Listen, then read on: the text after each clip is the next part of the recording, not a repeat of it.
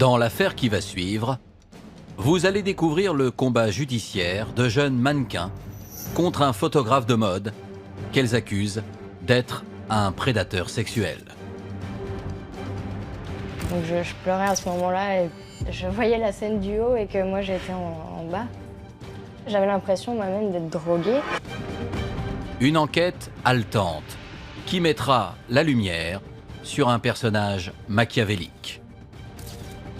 Il part d'une façon mielleuse, très précieuse, et ouais, il fait bisounours. Donc on pense que c'est un enfant de cœur, alors qu'en fait c'est un démon derrière.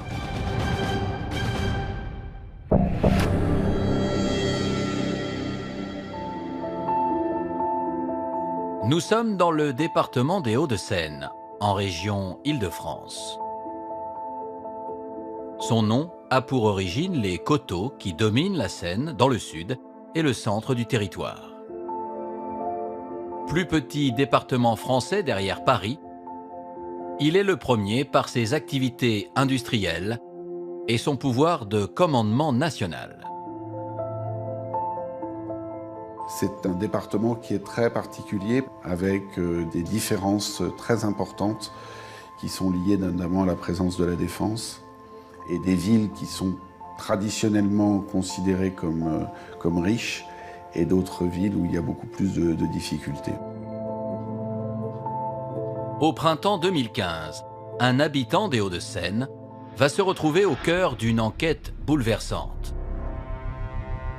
À la fin du mois de mai, une jeune femme, que nous appellerons Chloé, pousse la porte du commissariat du 3e arrondissement de Paris.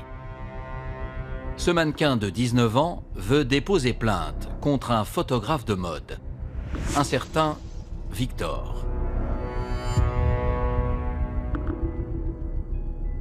Il utilisait des photos de moi sur Internet et moi je ne voulais pas qu'il les utilise. Ça me gênait, en plus on voyait ma poitrine.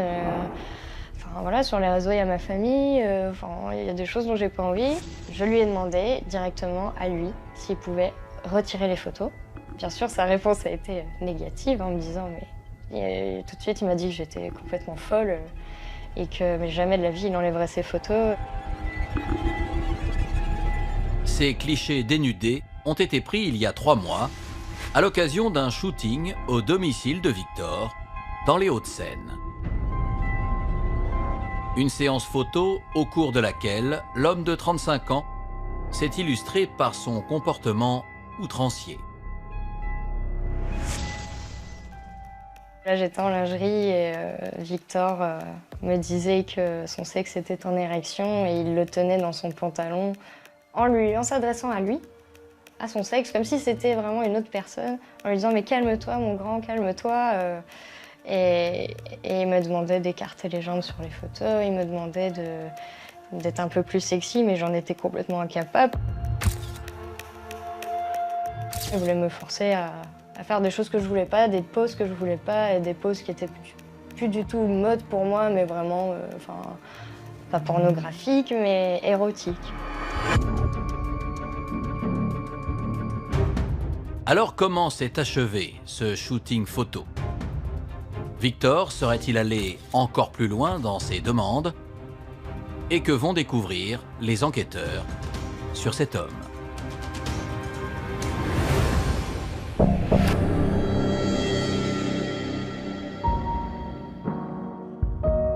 Au commissariat du 3e arrondissement, les policiers veulent en savoir davantage sur Chloé et sur sa situation personnelle au moment de sa séance photo avec Victor. J'avais 19 ans, je venais d'arriver à Paris pour tenter mon expérience, tenter une carrière dans le mannequinat. Et j'étais quelqu'un de très timide, très réservé à l'époque. Originaire de la Franche-Comté, Chloé enchaîne les castings et les séances photos dans la capitale depuis maintenant 1 an et demi. Au mois de février 2015, son agence lui organise un shooting de mode avec Victor, qui commence à avoir une certaine notoriété dans le milieu. Mais dès son arrivée à son domicile, la jeune femme est très surprise par le décor. Je voyais des chaînes et des menottes tombantes dans les escaliers, donc je commençais déjà à me demander ce que je faisais là. Il y avait aussi tout un pan d'ustensiles, je dirais, masochistes, sadomaso. Et donc tout de suite, il me dit « Ah, j'aimerais vraiment que tu portes ça, que tu portes cette culotte qui s'ouvre sur le devant. » Chloé refuse et décide de porter une lingerie plus sobre. Mais au bout de seulement quelques photos, l'attitude de Victor devient complètement inappropriée, selon le mannequin.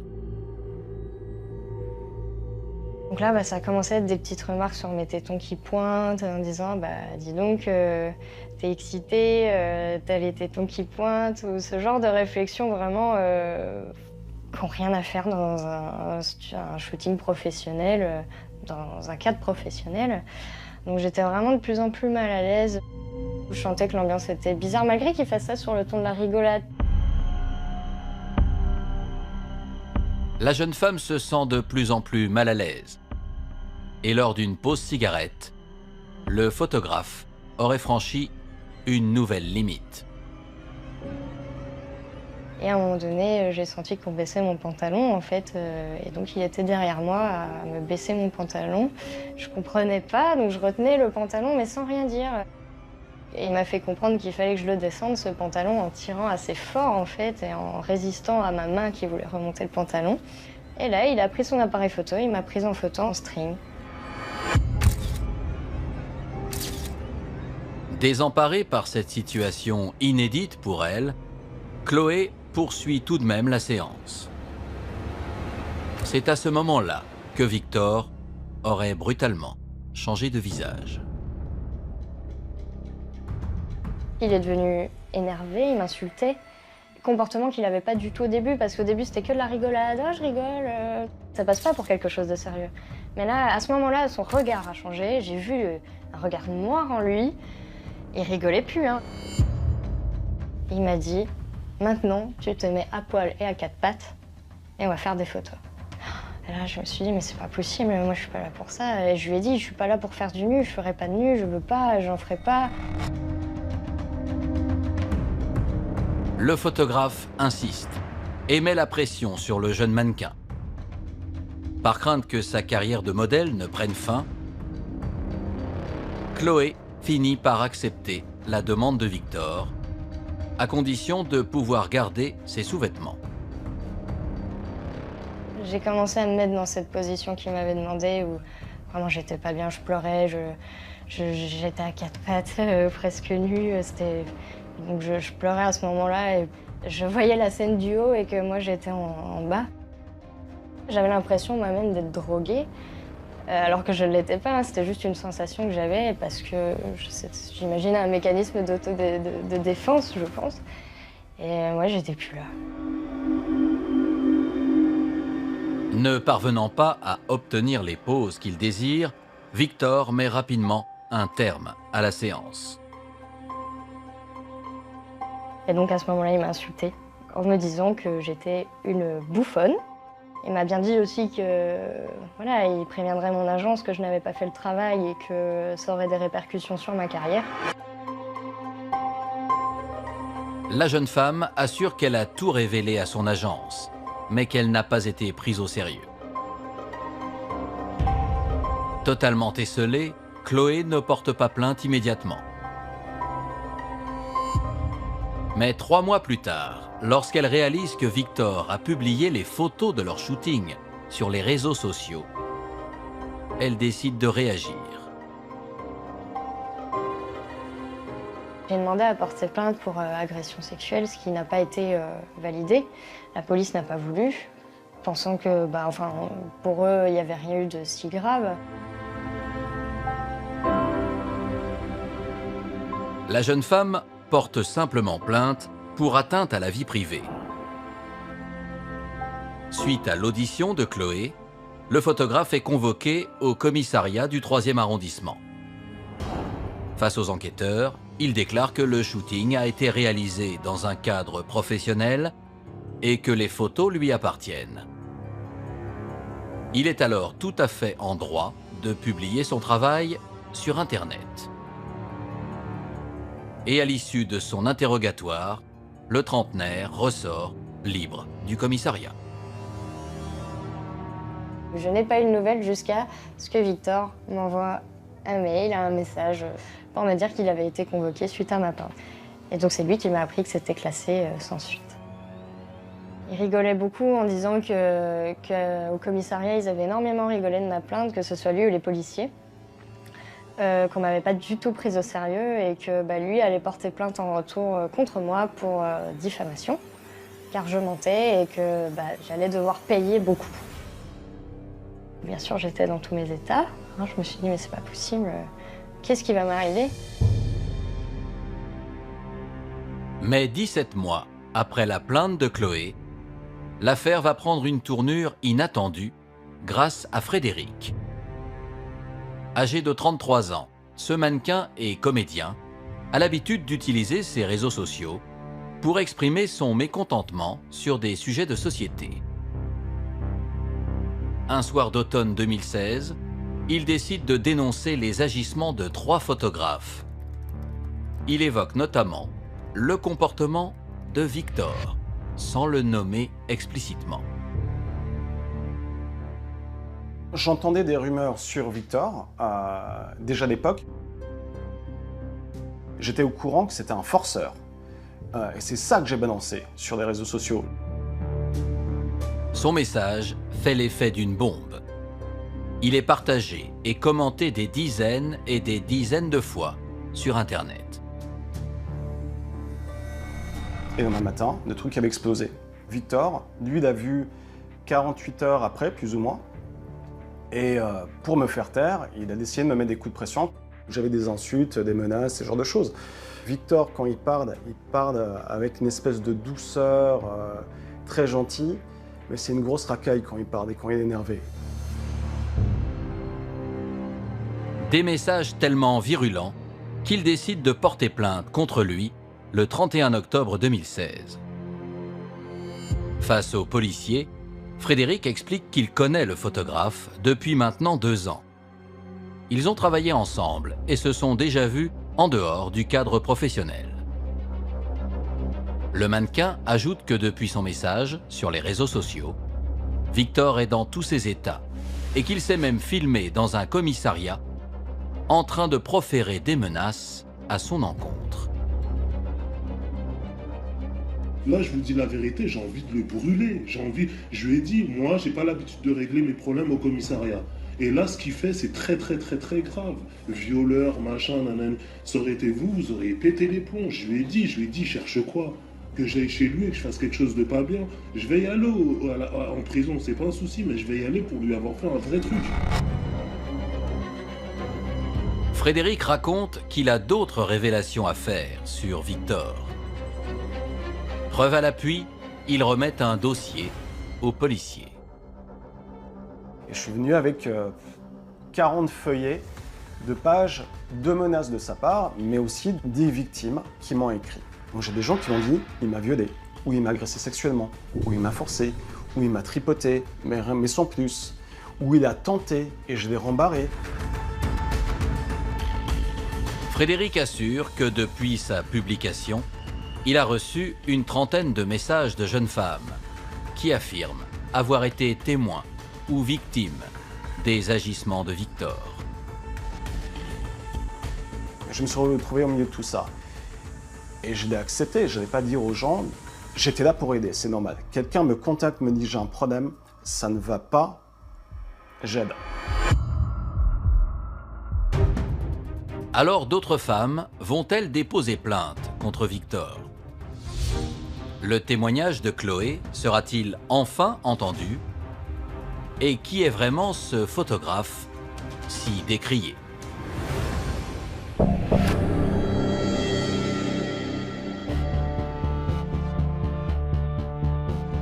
Tandis que les enquêteurs étudient le dossier remis par Frédéric, Chloé découvre à son tour sa publication sur les réseaux sociaux et surtout les commentaires des autres mannequins.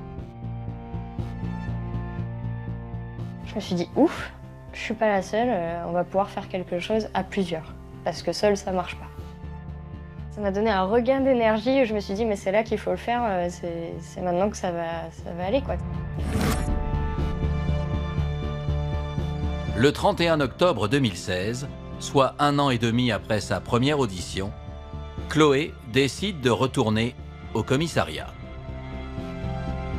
Elle porte de nouveau plainte pour atteinte à la vie privée, mais également pour agression sexuelle. Ça a été totalement différent. C'est un homme qui m'a reçu, il a été très compréhensif, il m'a vraiment écouté et été choqué de cette situation qui pour lui n'était pas normale du tout. J'ai été prise au sérieux ce jour-là. 4 jours plus tard, les policiers parisiens enregistrent la plainte d'un second mannequin que nous appellerons Alexandra. Âgée de 26 ans, cette jeune Russe raconte qu'elle a fait un shooting photo avec Victor le 1er décembre 2015. À un moment donné, il réalise notamment des photos d'elle en maillot et là, il s'approche d'elle et il lui tire sur sa culotte pour regarder son pubis. Donc à ce moment-là, elle est complètement terrifiée, elle est choquée, elle lui demande tout de suite d'arrêter, elle le repousse. Et lui, pour seule réponse, il va simplement rigoler et lui dire qu'elle est coincée. La séance photo terminée, Alexandra assure qu'elle était complètement désorientée. Et donc elle comprend tout de suite qu'elle a subi une agression sexuelle. Elle ne dépose pas plainte immédiatement parce qu'elle a peur de déposer plainte. Déposer plainte, c'est accepter de mettre un terme à sa carrière immédiatement. Le mois suivant, en novembre 2016, les enquêteurs vont recueillir les plaintes de 3 autres modèles. Et le témoignage de Monica est particulièrement édifiant. Originaire de Lorraine, elle débute tout juste dans le mannequinat lorsqu'elle croise la route de Victor. Elle a alors 23 ans. Il l'avait contactée, proposé donc un shooting photo mode et topless. Et après s'être renseignée sur ce photographe, elle avait apprécié son travail et donc elle a accepté un shooting qui a eu lieu l'été 2014, en se disant que ça allait donner un plus à sa carrière. Entendue au commissariat du 17e arrondissement, la jeune femme explique que pendant le shooting, elle est partie se changer dans la salle de bain. Lui va la suivre et il va commencer des attouchements sur son corps. Elle va résister, il lui demande de lui faire une fellation, elle refuse et ensuite il quitte la salle de bain. Il est passé d'un personnage, il est sympathique, taquin, ton de la blague, à quelqu'un d'extrêmement autoritaire et sec, agressif, et elle va perdre complètement ses repères. Et donc elle reprend le shooting.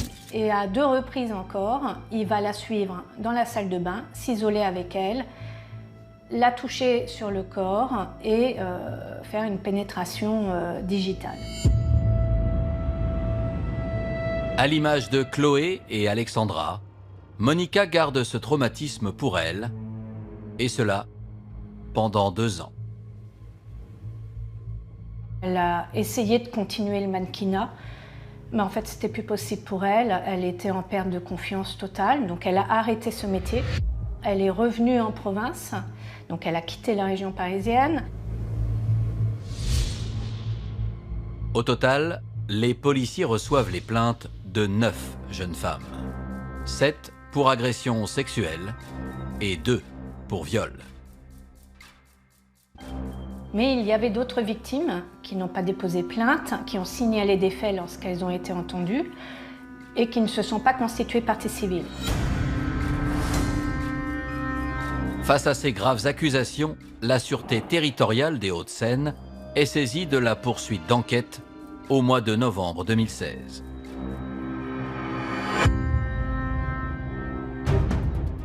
Alors comment réagira Victor en découvrant toutes ces plaintes contre lui? Le photographe de mode fera-t-il enfin des révélations? Et quelle tournure va prendre l'enquête?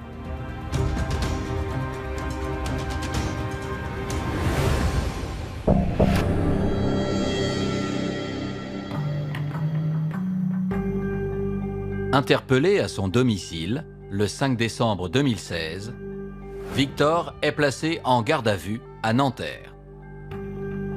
D'emblée, il affirme ne pas comprendre cet acharnement contre lui. Il a contesté l'ensemble des faits et a motivé ses contestations en indiquant que pour telle personne, il avait eu des relations consenties et que pour d'autres personnes, il les avait effectivement photographiées, mais qu'il n'avait pas commis les gestes, les infractions, les faits qu'on lui reprochait. Et il crie au complot fomenté par Frédéric, qui aurait évidemment ligué contre lui un certain nombre de mannequins. En parallèle de son interrogatoire, une perquisition est menée dans son appartement. Les enquêteurs saisissent alors le matériel photographique et informatique de Victor. Les expertises informatiques vont révéler une consultation massive de sites pornographiques. On a 875 liens vers des sites pornographiques sur un mois, c'est-à-dire il y a plus d'une connexion par heure sur ce mois-là. On trouve également une multitude même de photos de sexe féminin en gros plan, ce qui va confirmer l'obsession qu'il a pour le sexe féminin et ce qui va aussi conforter les dénonciations d'un certain nombre de plaignantes. Confronté à ces découvertes, Victor se justifie en mettant tout cela sur le compte de la recherche artistique. Il avait essayé de refaire le tableau de Courbet, l'origine du monde. Voilà, c'est quelque chose qui l'intéressait, comme d'autres photographies, des paysages, des animaux. Tandis que le photographe nie en bloc les accusations d'agression sexuelle et de viol, les policiers réalisent une enquête de personnalité sur Victor. Un homme décrit par son entourage comme quelqu'un d'aimable et de jovial. Il part d'une façon miedeuse, très précieuse, et ouais, il fait bisounours. Et avec une tête toute gentille. Il fait tout mignon, tout sympa. Donc il fait pas menaçant. Donc on pense que c'est un enfant de cœur, alors qu'en fait c'est un démon derrière. C'est en 2011 que Victor commence son activité photographique. Très vite, il parvient à se faire un nom dans le monde de la mode.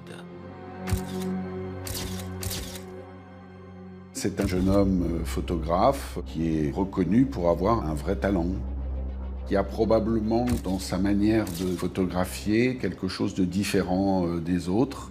On va dire un photographe particulier en même temps, puisque l'aspect sexuel et son intérêt sexuel était vraiment très marqué. Et il a toujours dit qu'il ne faisait pas de pornographie, mais que c'était des photos érotiques chics.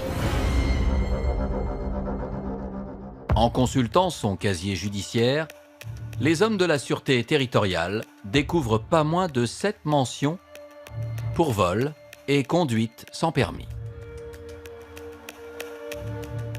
Des petites condamnations qui ont été prononcées contre lui et qui sont déjà anciennes. Il n'y a strictement aucune condamnation qui soit en lien de près ou de loin avec les faits pour lesquels il est poursuivi. Après 48 heures de garde à vue, Victor est finalement mis en examen des chefs de viol et d'agression sexuelle sur 9 jeunes femmes, puis placé en détention provisoire à la maison d'arrêt de Nanterre. Alors le photographe restera-t-il sur la même position tout au long de l'instruction? Comment vont se dérouler les confrontations avec les victimes présumées? Et que révéleront les expertises approfondies de son matériel informatique.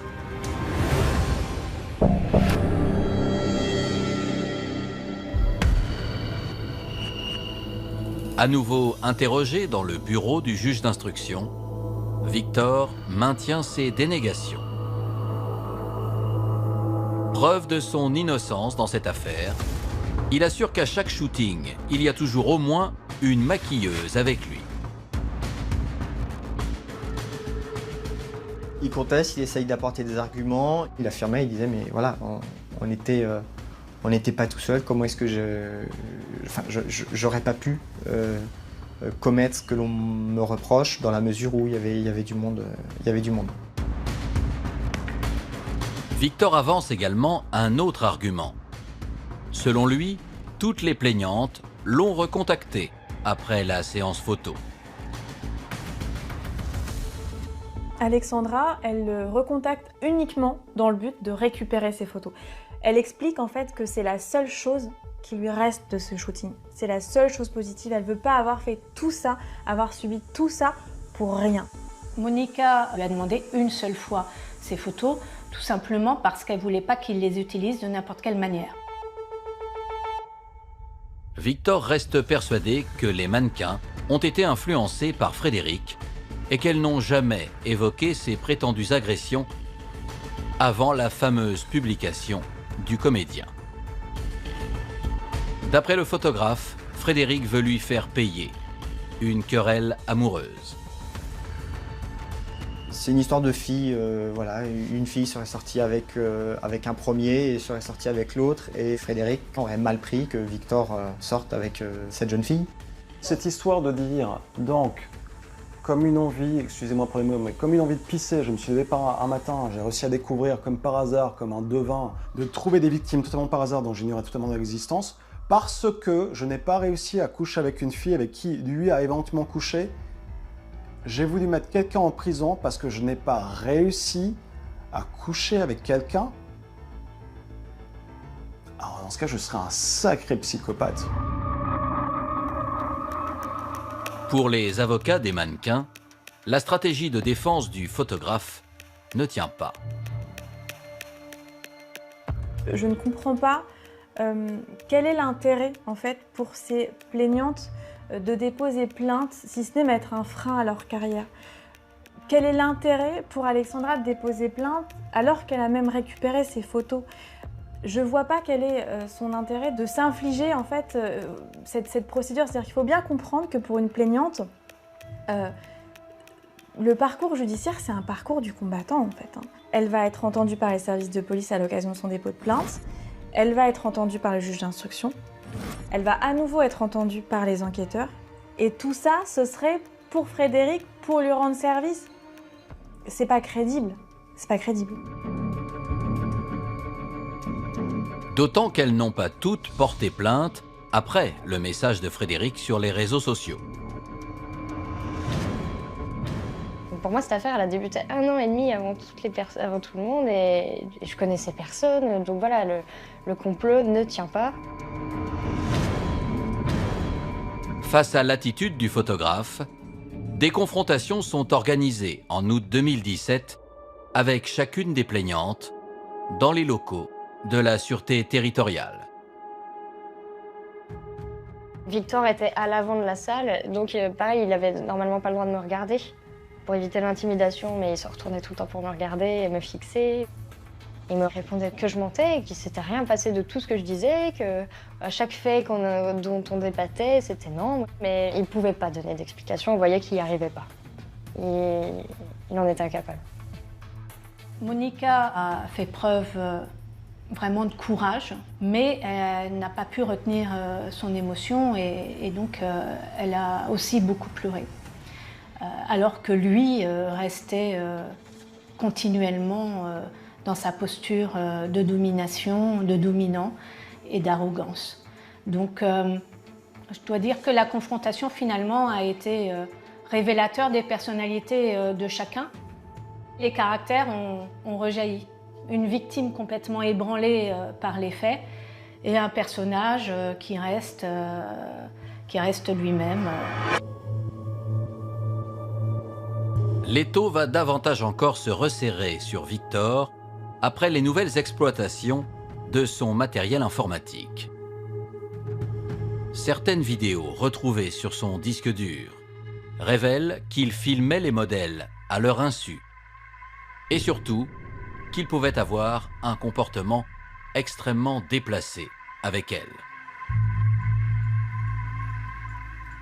Il était avec une jeune femme et puis brutalement, il lui ouvre la veste et elle lui dit « arrête, arrête ». Et ensuite, il va sortir son sexe et il lui dit « mais tu vois, j'ai même pas envie, c'est pas ça, c'est toi qui te fais des idées ». C'est une attitude déstabilisante pour les victimes. Et tout ça sur un ton badin, désinvolte, qui fait perdre les repères à ces jeunes femmes.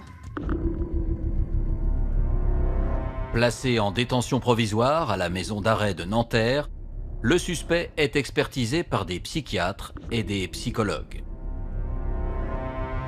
Ils notent dans leur rapport que l'homme de 37 ans ne présente aucune pathologie mentale, mais pointe du doigt un narcissisme exacerbé. C'est un personnage d'une arrogance extrême, qui aime le pouvoir, qui veut impressionner. Donc il y a des marqueurs de domination dans son tempérament qui rejaillissent dans ses relations privées avec les mannequins. Et à en croire les 9 plaignantes, Victor est également un dangereux manipulateur. Une particularité qui a été relevée par toutes les victimes, c'est son ton. C'est quelqu'un qui jouait sur le chaud et le froid continuellement. À savoir qu'il utilisait la plaisanterie pour déstabiliser les victimes et en même temps, il utilisait un ton extrêmement autoritaire. Victor, c'est comme une anguille qui crée en fait ce ton familier, cette plaisanterie pour mieux faire passer un comportement harceleur et empêcher les modèles de s'opposer à ce comportement. Et il ne faut pas oublier que Victor, à l'occasion du shooting photo, c'est lui le photographe, c'est lui qui décide, c'est lui qui donne le rythme, c'est lui qui dit où elle se place, comment elle se positionne. Donc d'une certaine manière, il y a un rapport de domination face à ces modèles. Le 3 août 2018, au terme de l'information judiciaire, le juge d'instruction ordonne son renvoi devant le tribunal correctionnel de Nanterre pour agression sexuelle sur 8 femmes. L'une des 2 plaintes pour viol n'a finalement pas abouti et celle de Monica, le mannequin originaire de Lorraine, a été requalifiée. On lui a proposé que son affaire soit jugée en même temps que les autres devant le tribunal correctionnel pour un délit, donc agression sexuelle, en renonçant à la partie viol. Elle a accepté parce qu'elle voulait que l'affaire soit jugée assez rapidement. Alors quelle sera l'attitude de Victor à son procès? Comment se passera cette nouvelle confrontation avec les victimes? Et le photographe sera-t-il reconnu coupable d'agression sexuelle?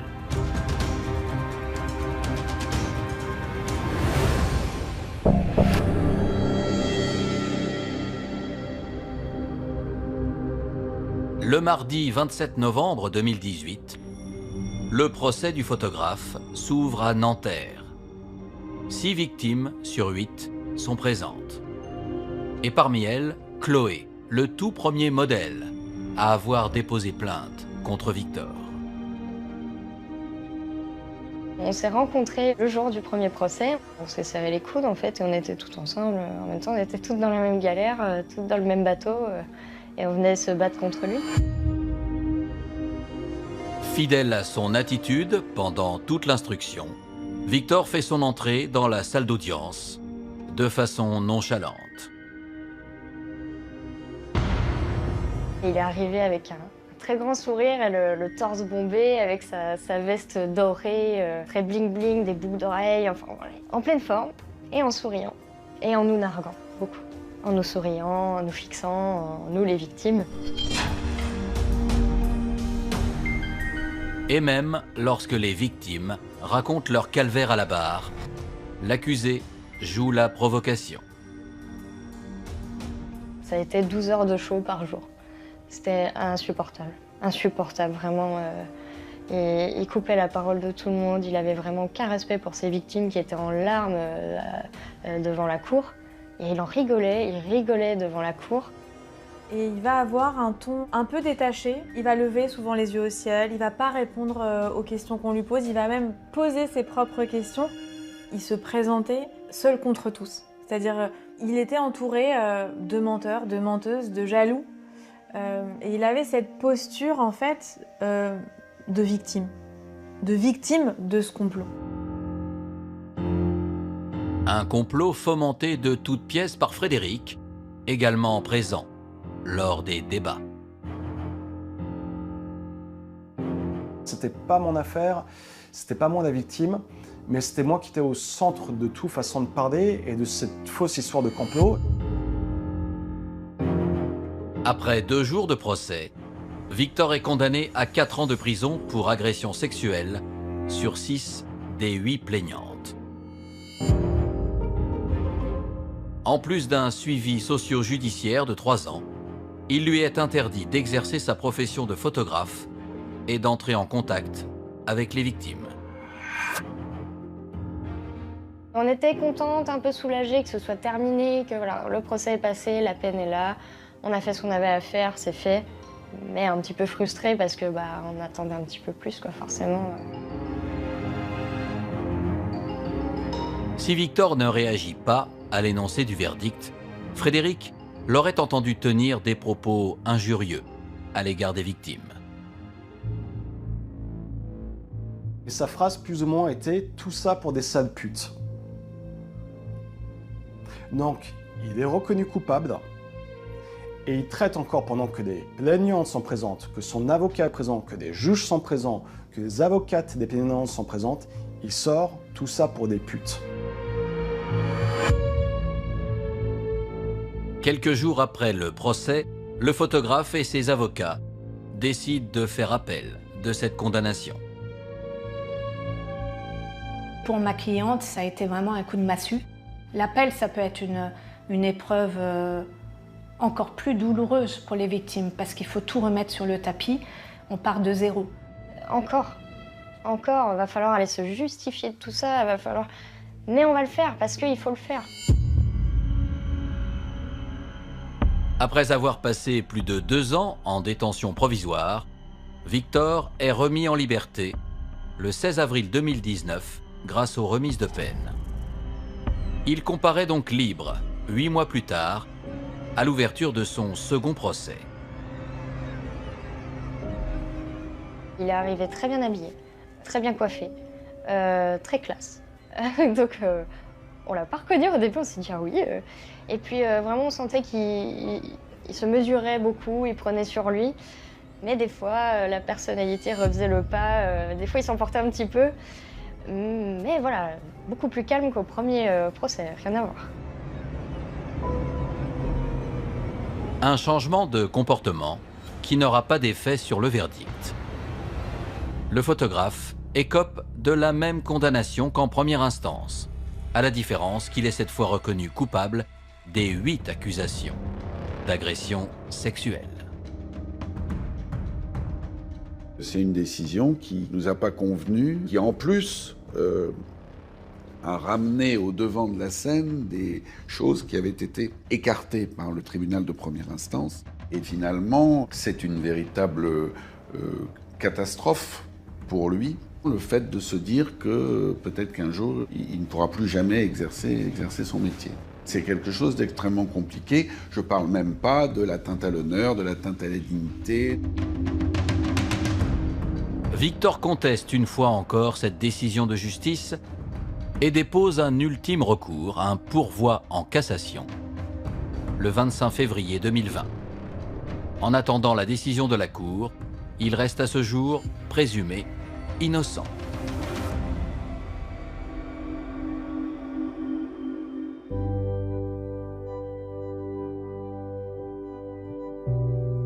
Aujourd'hui, certaines plaignantes ont décidé de stopper leur carrière de modèle.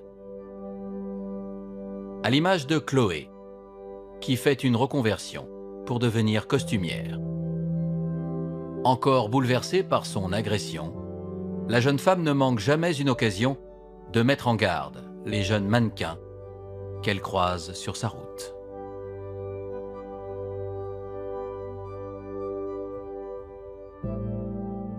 Ne surtout jamais faire quelque chose qu'on n'a pas envie de faire. Si on n'a pas envie de le faire, eh ben on ne le fait pas et il faut réussir à tenir tête à cette personne. C'est pas parce que c'est un photographe que déjà il est personne en fait. C'est pas parce qu'il est photographe qu'il va ruiner votre carrière. C'est pas parce que qu'il a un nom dans le milieu que vous ne travaillerez plus. Et c'est pas parce que vous faites en plus ces demandes, ce qui vous dit que vous allez réussir.